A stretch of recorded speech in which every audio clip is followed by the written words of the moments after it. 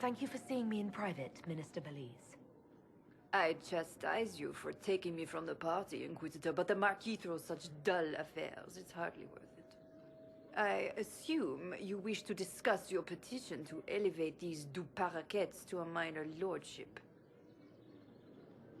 Tell me, why should I allow you to pollute the Orlesian nobility any further than it's already been muddled? The Duparakets used to be noble. You'd be restoring an old house of Orlais. Restoring it far too late. What are the Duparakets now? Traders? Farmers? Really, it is too much. The very thought causes me pain. What can you possibly provide that will make your petition worth my effort?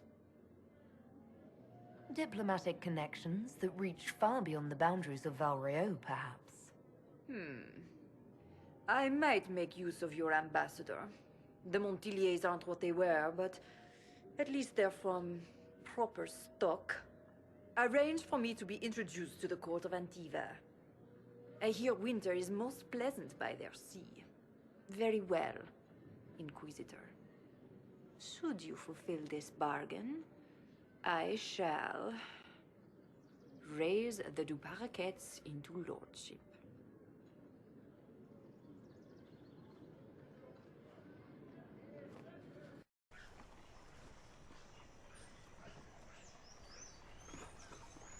I received a letter from the House of Repose, Your Worship.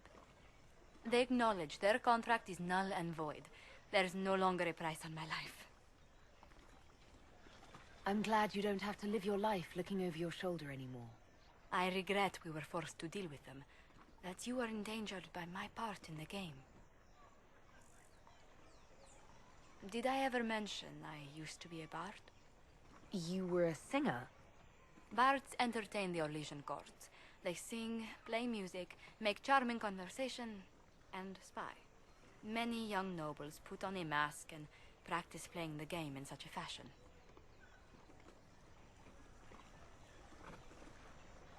What made you interested in becoming a bard? I was attending a university in Valroyo when I learned about bards. There was such an air of romance about them. Stories of secrets, trysts, and fascinating people. A group of us, young gentry from Antiva, decided this exciting life was for us. You seem a bit steady for such an outgoing lifestyle. The life of an entertainer didn't suit me at all. During one particular intrigue, I encountered a bard sent to kill my patron. We fought. Or perhaps scrapped is the better word.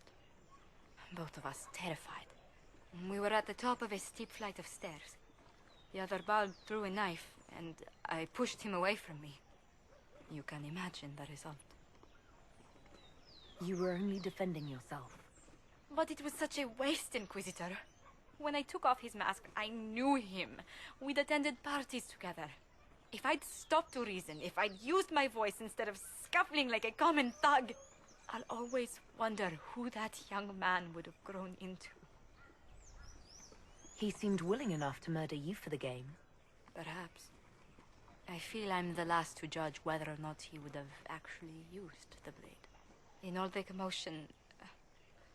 forgive me, I don't believe I ever thanked you for helping me with this. Hold on to it. Don't lose sight of why you came here. I will never forget you helped save the House of Montilier, Inquisitor. And should you ever visit Antiva, stories of the welcome we'll give you will be told for years. All right. Our Kunari contact should be here to meet us. He is. Good to see you again, Hisrad. Gat! Last I heard, you were still in Saharan. They finally decided I'd calmed down enough to go back into the world. Boss, this is Gat. We work together in Saharan. It's a pleasure to meet you, Inquisitor. Hisrad's reports say you're doing good work. Iron Bull's name is Hisrad. Under the Qun, we use titles, not names. My title was Hisrad, because I was assigned to secret work. You can translate it as Keeper of Illusions, or Liar. It means liar. Well, you don't have to say it like that. I look forward to working together. Hopefully this will help both our peoples. Tevinter is dangerous enough without the influence of this Venatori cult. If this new form of lyrium helps them seize power in Tevinter, the war with Kunendar could get worse. With this stuff, the Vince could make their slaves into an army of magical freaks. We could lose Saharan and see a giant Tevinter army come marching back down here. The Ben Hasrath agree. That's why we're here. Our dreadnought is safely out of view and out of range of any Venatori mages on shore. We'll need to eliminate the Venatori, then signal the dreadnought so it can come in and take out the smuggler ship. There might be Venatori mages on the ship as well, if the dreadnought can't handle them. It's unlikely there'll be more than 2 or 3 mages on the ship, and they'll be dead by the 3rd shot. On land, though, a half-dozen Venatori attacking the dreadnought from cover could do some serious damage. If it's dangerous for the dreadnought close to shore, why not attack when the smugglers reach open water? Any decent smuggling ship can outrun a dreadnought on open water. We need to catch them close to shore. I could have crushed any Venatori resistance with the Inquisition's main forces. Why not use them? Because then the Venatori would have seen you coming and run. They'd schedule a new shipment for later, and our spies might not know when or where. This is risky, yes, but it's our best chance to destroy the shipping operation permanently. What do you think, Bull? Don't know. I've never liked covering a dreadnought run. Too many ways for crap to go wrong. If our scouts underestimate enemy numbers, we're dead. If we can't lock down the Venatori mages, the ship is dead. It's risky. Riskier than letting Red Lyrium into Minrathos? Let's go hold up our end of this bargain, then. My agent suggested 2 possible locations the Venatori may be camped to guard the shore. There, and there. We'll need to split up and hit both at once. I'll come with you, boss. Krem can lead the charges. Let me fill him in. Come by when you're ready to move. We're clear, Gat. Right. Signaling the dreadnought. Chargers already sent theirs up. See them down there? I knew you gave them the easier job. There's the dreadnought. That brings back memories.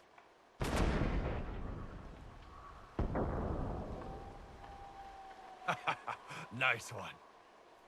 Crap.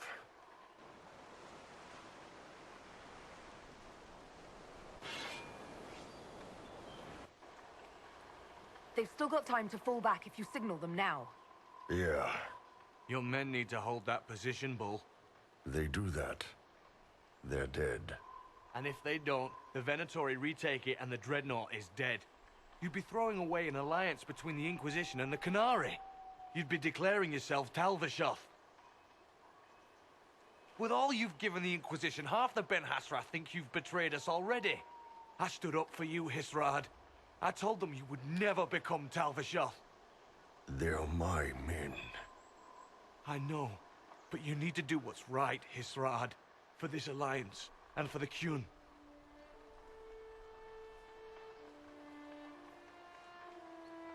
Call the retreat. Don't! They're falling back. All these years, Hisrad, and you throw away all that you are. For what? For this? For them? I regret that we couldn't protect the dreadnought. So do I.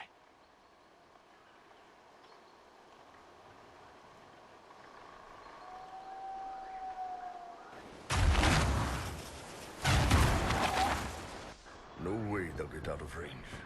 Won't be long now. Bo, when the dreadnought sinks, Sinks.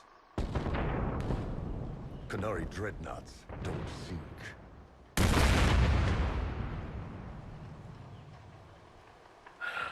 Come on. Let's get back to my boys.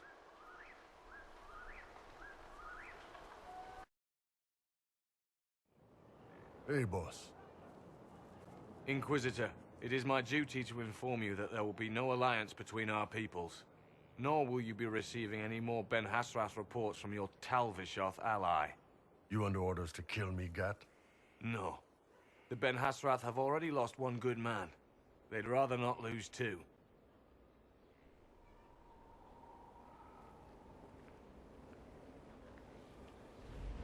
So much for that.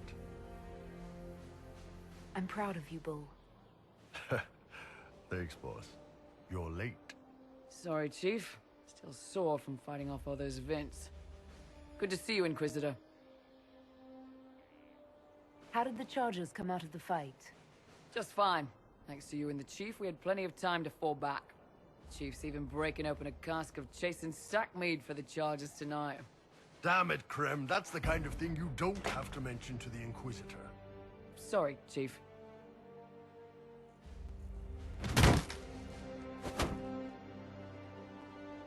Ah, forget it. You're doing fine. Adamant Fortress has stood against the Darkspawn since the time of the Second Blight. Fortunately for us, that means it was built before the age of modern siege equipment. A good trebuchet will do major damage to those ancient walls. And thanks to our Lady Ambassador... Lady Cyril of Jadar was pleased to lend the Inquisition her sabers. They've already delivered the trebuchets. That is the good news. And the bad news? Erimond called the ritual at the western approach a test. He may already be raising his army of demons in the fortress. The Inquisition forces can breach the gate, but if the Wardens already have their demons... I found records of Adamant's construction. There are choke points we can use to limit the field of battle. That's good. We may not be able to defeat them outright.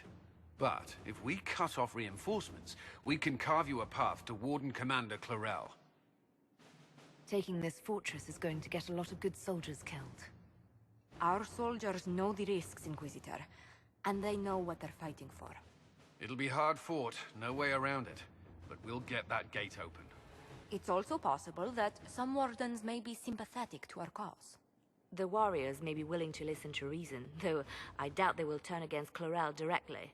The mages, however, are slaves to Corypheus. They will fight to the death. We've built the siege engines and readied our forces, Inquisitor. Give the word, and we march on Adamant.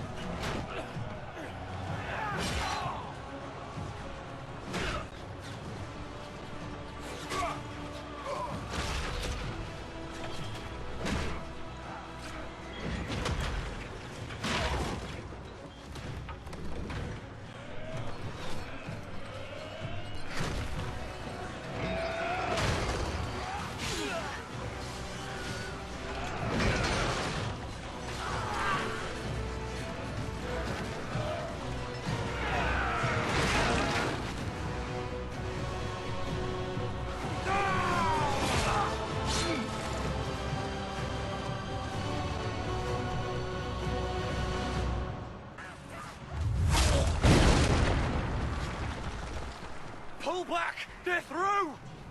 All right, Inquisitor. You have your way in. Best make use of it. We'll keep the main host of demons occupied for as long as we can. I'll be fine. Just keep the men safe.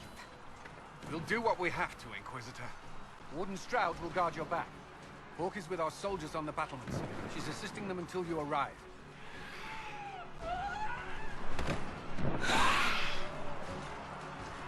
There's too much resistance on the walls. Our men on the ladders can't get a foothold. If you can clear out the enemies on the battlements, we'll cover your advance.